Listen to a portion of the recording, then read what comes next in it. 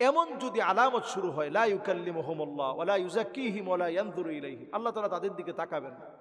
এজন্য শুধুমাত্র দুনিয়া অর্জনের জন্য, দেশকে গিলে খাওয়ার জন্য আপনি যদি আপ্রাণ চেষ্টা করেন, আল্লাহ তাআলা আপনাকে জায়গায় জায়গায় আল্লাহ তাআলা অপদস্থ করবেন, লাঞ্ছিত করবেন, অপমানিত করবেন। এজন্য আমাদের প্রত্যেক শাসকের দায়িত্ব হচ্ছে কুল্লুকুম রাইন ওয়া কুল্লুকুম মাসউলুন আন রাইয়াতিহি। এই বাংলাদেশের জন্য বেশ কয়েকটা চ্যালেঞ্জ আছে।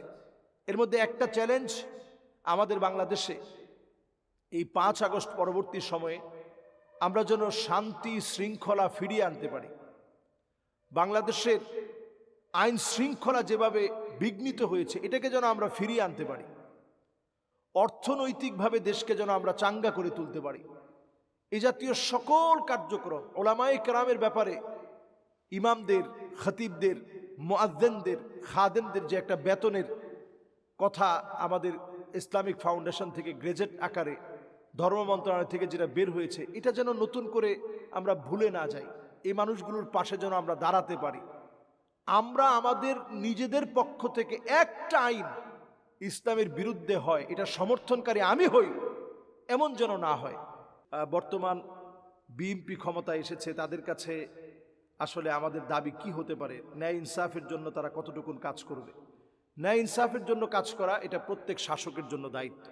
যারাই ক্ষমতায় আসবে, ও তো ইজ্জু মান তাশা ওয়া তুযিল্লু মান তাশা বিয়াদিকাল খাইর, এই দায়িত্ববোধ, দায়িত্বর একমাত্র আল্লাহ রাব্বুল ইজ্জাতুল জালালি দায়িত্ব দিয়ে থাকেন। তো দায়িত্ব যদি আপনি পান, দায়িত্ব পাওয়ার পরে এটা কিন্তু কঠিন একটা বোঝা আপনার কাঁধের উপরে আছে। এই বোঝা আপনার কাঁধের উপর আসার পর আপনার দায়িত্ব হচ্ছে এই বোঝাটা আপনি কতটুকু পালন করতে পারবেন। সাহাবায়ে কেরামের আমল ছিল এমন যে দায়িত্ব দেওয়া হলে ওনারা পাহাড়ের উপরে চলে যেতেন। আমি দায়িত্ব কেমনে পালন করব? আবু বকর রাদিয়াল্লাহু তাআলা আনহু যখন খলিফা হলেন, তিনি বললেন, ইন্নী উল্লিতু আলাইকুম ওয়া লাস্তু বিখাইরিকুম, আমি তোমাদের নেতা নির্বাচিত হয়েছি, তোমাদের চাইতে আমি সেরা হয়ে যাইনি। হযরত ওমর রাদিয়াল্লাহু তাআলা আনহু যখন খলিফা হলেন, তিনি একই কথা বললেন এবং বললেন, যদি আমি সঠিক কিছু করি তাহলে আমাকে তোমরা সহযোগিতা করবা, আর যদি মন্দ কিছু করি তাহলে তোমরা আমাকে অবশ্যই শুধরে দিবা। আমরা এই বছর আলহামদুলিল্লাহ দেখেছি বেশ অনেকজন আলেম এখন সংসদে প্রতিনিধিত্ব করবে, এবং বেশ অনেকজন আলেম যারা দিন সম্পর্কে গভীর জ্ঞান রাখে তারা প্রতিনিধিত্ব করবে। এবারের সংসদটা একটু ভিন্ন রকম হবে ইনশাআল্লাহ।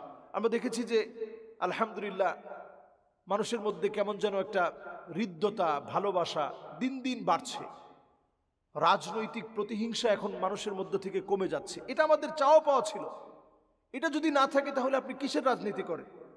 নবী আলাইহিস সালাতু ওয়াস সালাম সহিহ বুখারীর মধ্যে বলছেন যে একজন একজনকে এসে বলবে, রাজুলুন বাইআ রাজুলান লা ইউবাইউহু ইল্লা দুনিয়া, শুধুমাত্র যারা দুনিয়ার জন্য, দুনিয়া প্রাপ্তির জন্য একজন একজনের পিছনে ঘুরবে, ওয়া ইল্লা লাম ইয়াফি লাহু, যদি দুনিয়া না পায় তাহলে তার পিছনে আর নাই, এমন যদি আলামত শুরু হয়, লা ইউকাল্লিমুহুমুল্লাহ ওয়া লা ইউযাক্কিহিম ওয়া লা ইয়ানজুরু ইলাইহিম, আল্লাহ তাআলা তাদের দিকে তাকাবেন না। এজন্য শুধুমাত্র দুনিয়া অর্জনের জন্য, দেশকে গিলে খাওয়ার জন্য আপনি যদি আপ্রাণ চেষ্টা করেন, আল্লাহ তাআলা আপনাকে জায়গায় জায়গায় আল্লাহ তাআলা অপদস্থ করবেন, লাঞ্ছিত করবেন, অপমানিত করবেন। এজন্য আমাদের প্রত্যেক শাসকের দায়িত্ব হচ্ছে কুল্লুকুম রাইন ওয়া কুল্লুকুম মাসউলুন আন রাইয়াতিহি। এই বাংলাদেশের জন্য বেশ কয়েকটা চ্যালেঞ্জ আছে। এর মধ্যে একটা চ্যালেঞ্জ আমাদের বাংলাদেশে এই 5 আগস্ট পরবর্তী সময়ে আমরা যেন শান্তি শৃঙ্খলা ফিরিয়ে আনতে পারি।